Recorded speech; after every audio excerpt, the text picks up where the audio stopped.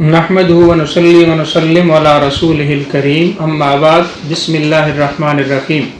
اس سے قبل کہ حج اور عمرے کا طریقہ میں آپ کے سامنے بیان کروں، احرام کے حوالے سے چند گزارشات۔ احرام صرف دو کپڑوں کے باندھ لینے کا نام نہیں ہے، سفید چادروں کے باندھ لینے کا نام نہیں ہے، بلکہ اس کے لیے کچھ پابندیاں ہیں۔ جب آپ احرام باندھ لیں اور پھر نیت جب آپ کر لیں حج یا عمرہ کی، تو پھر آپ کے لیے خوشبو کا استعمال کرنا، سلے ہوئے کپڑے کا استعمال کرنا، بنیان، جرابوں وغیرہ کا، موزوں وغیرہ کا استعمال کرنا یہ جائز نہیں ہے۔ اسی طرح سر کا اور چہرے کا ڈھانپنا جو ہے وہ جائز نہیں ہے، ناخنوں کا کاٹنا جو ہے وہ بھی جائز نہیں ہے، یا شکار کرنا جو ہے وہ جائز نہیں ہے۔ اسی طرح اگر کوئی جوں وغیرہ آپ کے سر سے نکل پڑتی ہے تو اس کو مارنا بھی جائز نہیں ہے۔ اور یہ جو کنگھی کرنا ہے یہ مکروہ لکھا ہے فقہاء نے کہ اس میں بھی داڑھی سے اور سرک سے بالوں کے گرنے کا خدشہ ہوتا ہے، تو کنگھی کرنے سے بھی جو ہے نا وہ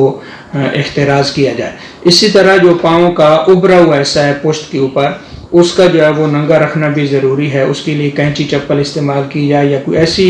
جو ہے وہ جوتی استعمال کی جائے جس میں پاؤں کا ابھرا ہوا حصہ جو ہے وہ نمایاں ہو۔ لیکن ایک خاص بات یہ ہے کہ آپ جب احرام باندھیں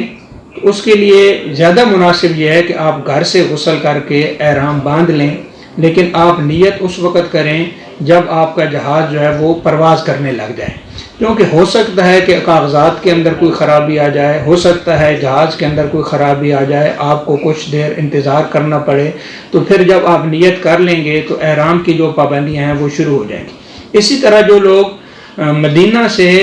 عمرہ کے لیے مکہ آتے ہیں تو وہ ذوالحلیفہ کے مقام پر احرام باندھتے ہیں، تو اس میں بھی وہاں پہ بہت زیادہ رش ہوتا ہے، پارکنگ بھی جو ہے وہ ایک جیسی ہے، گاڑیاں بھی ایک جیسی ہوتی ہیں، تو وہ گاڑیوں کو ڈھونڈنے میں بڑی پریشانی بنتی ہے۔ پھر غسل کرنا، احرام اور اس غسل خانے بھی مختصر سے، وہاں پہ کوئی جگہ اتنی نہیں ہوتی، تو اس کے لیے بھی زیادہ مناسب طریقہ یہ ہے کہ آپ مدینہ میں اپنی رہائش پر غسل کر لیں، غسل کرنے کے بعد احرام باندھ لیں، لیکن جب آپ ذوالحلیفہ کے مقام پہ آئیں تو وہاں پہ آپ جو ہے وہ 2 رکعت نفل پڑھ کے جو عمرے کی نیت ہے وہ کر لیں، تو یہ زیادہ مناسب رہے۔